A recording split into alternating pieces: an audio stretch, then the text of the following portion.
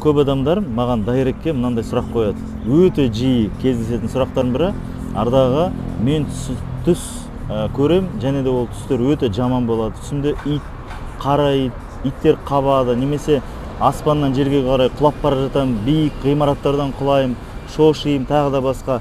Осындай түстерді көрген кезде не істеймін мен? Біріншіден, жаман түс көрсеңіздер, пайғамбар саллаллаху алейхи вассалам оны ешкімге айтпаңдар, ол болмайды деген, ол бір.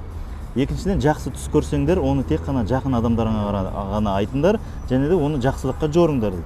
Одан кейін пайғамбар саллаллаху алейхи вассалам хадисіне сүйенетін болсақ, ең бірінші амал осындай жаман түстерді көрмеу үшін дәрет алып ұйықтау керек, міндетті түрде. Екіншіден, білетін болсаңыздар, аят-үл күрсі аятты, яғни Бақара сүресінің 255-ші аятын жаттап алыңыздар. Үшіншісі, пайғамбар саллаллаху алейхи вассалам өзінің хадисінде тағы да айтады, Құранның соңғы үш сүрені жаттап алыңыздар. Ол қандай? Ихлас сүресі, Фалақ сүресі және Нас сүресі.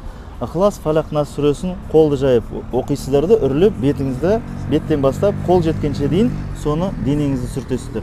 Егер де осы амалдарды жасайтын болсаңыздар, жаңағыдай сіздер айтқандай жаман түстерді көрмейсіздер.